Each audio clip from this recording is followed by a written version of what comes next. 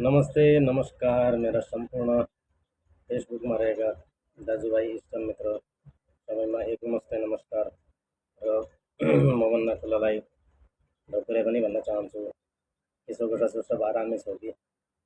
फेरि आयो अझ हाम्रो यो नेपाली कल्याण सङ्घमा अर्को एउटा घटना, विशेष घटना।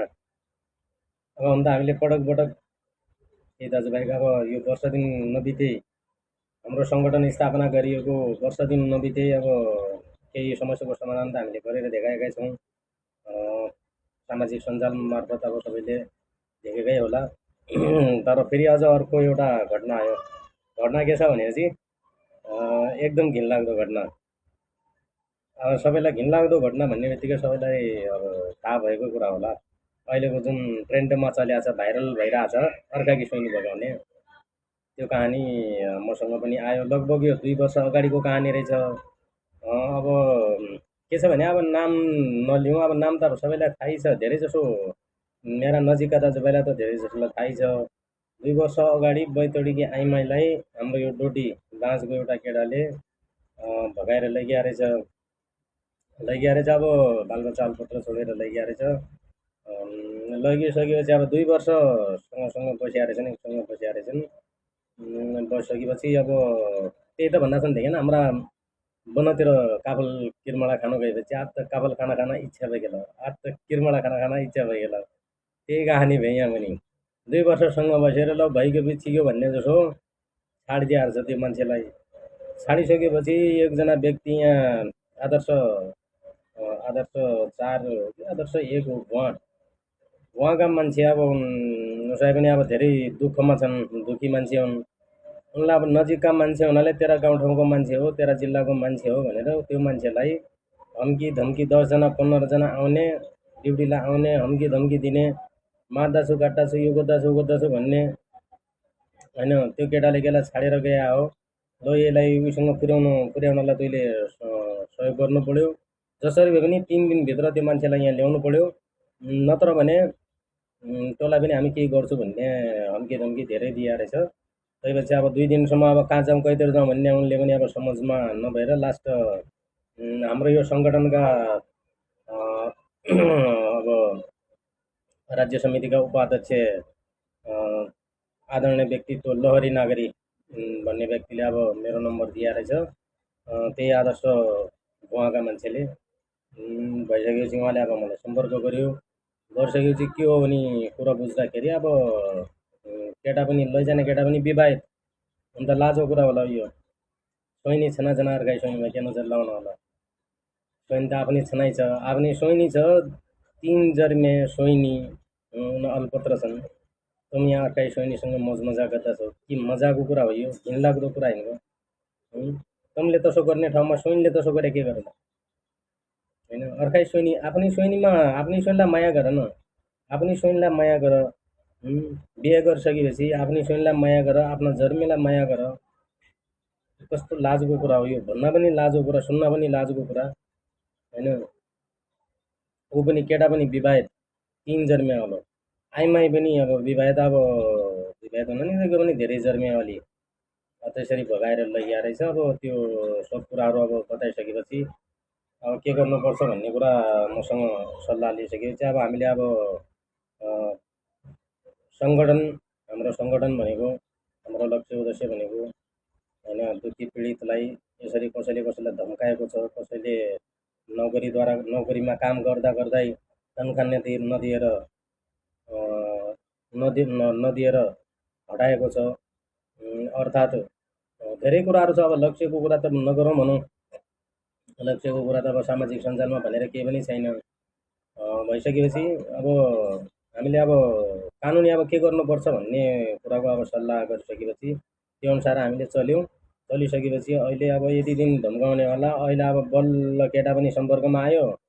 अब थाहा भइहाल्यो अब हिमाल नेपाली बिचमा आइगयो भन्ने थाहा भइगयो। भइसकेपछि केटा पनि सम्पर्कमा आयो। म केटीलाई स्वीकार्छु भन्यो, आइमाईलाई स्वीकार्छु भन्यो। अर्काकी आइमाईलाई स्वीकार्छु भन्यो, स्वीकार्यो। स्वीकार्छु भनेर फोन गरे रहेछ। आइमाई पक्षले पनि भने रहेछ कि अब हामी तँलाई डिस्टर्ब गर्दैन, अब त्यसलाई अब उसैसँग पुर्याइदिनु पऱ्यो, टिकट पनि दिइदिनु पऱ्यो भन्ने कुरा आएर रहेछ। जब लागेली साँड बलियाकी साँड तब मची चेताउना भन्ना छन्। त्यसलाई पढ्या छैन। अर्काकी सोइनी भगाएर लैजाने भने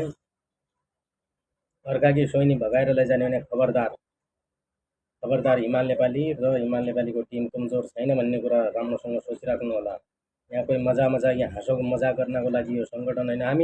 हामी कोही दैनिकमा सामाजिक सञ्जालमा दैनिक हामी यस्तो उस्तो भन्ने होला हामी हाउजाउ मान्छे होइन। हाम्रो सोच र विचार भनेको धेरै लामो छ। म के भन्न छु भनेपछि सबैलाई, सम्पूर्णलाई, तमले यो सङ्गठनमा जोडिनु भनेको हिमाल नेपाललाई राजा बनाउनु होइन। आफ्नो सुरक्षा हो, आफ्नो हक अधिकारको लागि, आफ्नो सुरक्षाको लागि, नेपाली दाजुभाइ दिदीबहिनी सबैको सुरक्षाको लागि र सबैको हक अधिकारको लागि हिमाल नेपालीको टिम यहाँ कटिएको छ भन्ने यादमा राखिराख्नु होला। साथ सपोर्ट गर्नु होला होइन। हाम्रो सोच र विचार राम्रो लागिन्छ भनेपछि, राम्रो लागिएको छ भनेपछि जोडिदिनु होला, हामीसँग जोडिदिनु होला। हामीले अहिले यो केहीजनाको टिमले गर्ने कामलाई सबै मिलेर गरौँ। आफ्नो हक अधिकारको लागि लडौँ। यहाँ कतिका मान्छे मारिन छन्, कतिका मान्छे मद्दला छन्, कतिका मान्छे अल्पत्र छन् होइन। अर्को कुरा यो सामाजिक सञ्जाल फेसबुक मार्फत म के जानकारी गर्न चाहन्छु भनेपछि बिन्ती छ सबैलाई, यो 10 वर्ष 11 वर्ष 12 वर्ष भनेको त हजुर बच्चाइमाको पढ्ने उमेर हो। यो उमेरमा पढायो, हामीले प्राइभेट स्कुलमा पढाउन नसक्यो भने सरकारीमा पढायो। सरकारीमा पढाइ राम्रो छ। मैले पनि मेरी छोरी मलाई गभर्मेन्टमै पढाएको छु, सरकारीमै पढाएको छु होइन। पढाउने कुरा गर, नोकरी लाउने, चेलीले कमाइ, सोइनीले काम गर्नु, बैगानले काम गर्नु ठिक छ होइन। तैपनि यो नाबालिकालाई तमले काममा लाइबाट होइन। तम त अब तमरी छोरी हो, हाम्री छोरी हो होइन। अब सेयर त अब मानला ठिक छ, हाम्री पनि बच्चा हो भनी तर सबैको नजरले कहीँ आफ्नै बच्चा मानिने हो होइन। अरूको नजरमा त केटी हो। त्यसरी बाढी नोकरीमा लायो, यहाँ नोकरीमा लायो होइन। बासा वहीँ रहने नोकरीमा लायो। लास्ट हिमाल नेपाली सर मेरी छोरीलाई हामीलाई बचाइदियो, हामी दुखी छौँ पीडित छौँ भनी नआसे। त्यसरी लाउनै झन् लायो, सकेसम्म नलायो। अन्य अत्याचारीमा पड्डा छ भनेपछि तम्रो लागि हो यो सङ्गठन, मेरो लागि होइन, तम सबैको लागि हो यो सङ्गठन। यो सारा नेपाली 40 लाख प्लस यो तमिलनाडुमा छौँ हामी नेपाली। यो 40 लाख प्लस जनताको लागि हो यो नेपाली कल्याण सङ्घ होइन। यो एक्लै हिमाल नेपालीको लागि र यो मेरो टिमको लागि मात्र होइन, सारा 40 लाख नेपाली जनताको लागि हो भन्ने कुरा राम्रोसँग बुझिराख्नु होला। तमलाई दुःख पीडा परेको ठाउँमा मेरो सम्पर्कमा आउनु होला, हाम्रो सचिवको सम्पर्कमा आउनु होला, हाम्रो टिमको सम्पर्कमा आउनु होला होइन। जहाँबाट पनि सम्पर्क लिनु होला। सम्पर्क लिनको लागि केही ठुलो कुरा छैन। फेसबुकमा जोडिएका छौँ, जोडियो। मेरो फेसबुकको आइडी अब सबैलाई थाहै छ होइन। मेरो टिम पनि अब कति छन् को छन् भन्ने कुरा सब थाहै छ। भइसकेपछि बच्चा मलाई नगोलाउने कुरा चाहिँ नर्या बोलाउनु पैसिना कोही काहीँ खचाएर लैजान्न। अहिलेका जमाना कसा छन्, गाँजा खानेवाला, दारू खानेवाला, कैको घरबारी कहाँ खडाउँ, कैको ममुनहरू कहाँ खडाउँ भन्नेवाला जस्तो बढी छन्। कसैलाई बनाउँ, कसैलाई उभालाउँ, कसैलाई हेल्प गरौँ भन्ने मान्छे छैन कि। दारू खाने, गाँजा खाने, हामी यस्ता उस्ता भन्ने, अर्काको घरबारी खडाउने, अर्काकी सोइनी फसाउने, अर्काकी चेलीलाई भगाएर लैजाने, अर्काकी चेलीलाई फसाएर लैजाने, नानी बच्चालाई पनि फसाएर लैजाने। मसँग धेरै घटना आयो।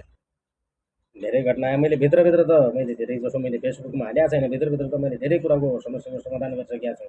तैपनि म सबैलाई बिन्ती छ, धेरै जसोलाई बिन्ती छ, नानी बच्चा मलाई नोकरी चलायो होइन। नानी बच्ची मलाई नोकरी चलायो, नोकरी लाइबाट पलासनाले यहाँ लैजानु खोज्यो, उहाँ लैजानु खोज्यो, धम्कायो भने मसँग जुन आशा छ सकेसम्म नोकरी चलायो। पाल्नु हो, तम्रो कर्तव्य हो। आमा बुवा भइसकेपछि तम्रो कर्तव्य हो, पाल्नु, ढाक्नु, पढाउनु होइन, हुर्काउनु सब तम्रो कर्तव्य हो। आफ्नो कर्तव्यको पालना गर होइन। आफ्नो कर्तव्यको पालना गर, आफ्नो जिम्मेवारको पालना गर। यसरी नाना बच्चा मलाई नोकरी लाउनु, यताउति गर्नु। अर्को कुरा, अर्काकी श्रीमती भगाउने भने अर्काकी श्रीमतीमा नजरलाई एक दिन पलासनाकी मौ गडायो हुन्थ्यो, पलासना सोनी भगायो हुन्थ्यो भन्ने कुरा खबरदार। हामी छौँ, तर जानकारी पाएपछि मात्रै हो। जानकारी त दिनुपर्छ। अब हिमाल नेपाललाई जानकारी दिनलाई हामी लाज मान्न हुने लाजै मात्र मानिराखे समस्यामा तुमै पड्यो दुःखमा तुमै पड्यो पीडामा तुमै पड्यो हाम्रो दुःख पीडाको केही न केही सोल्युसन खोज्नुपर्छ भनेपछि हाम्रो टिमलाई सम्झ्या धन्यवाद जय हिन्द जय नेपाल अब मेरो मैले अब यो लाइभमा कि छाडा शब्द र कि नजानी जानी नजानी कि नराम्रो शब्द के बोलेको छु भनेपछि मलाई माफ गरिदिनु होला म पनि मान्छे हुँ हजुर तर मौका दिनु होला नेपाली वेलफेयर एसोसिएसन भन्ने नेपाली कल्याण सङ्घलाई मौका दिनु होला तिम्रो समस्यामा मात्र नै कि तिम्रो सुखमा पनि सम्झिनु होला दुःखमा पनि सम्झिनु होला बढी जसो तिमीलाई दुःख परेको टाइममा हामी छौँ हामी पछाडि हट्ने छैन यो नेपाली कल्याण सङ्घ पछाडि हट्ने छैन जय हिन्द जय नेपाल धन्यवाद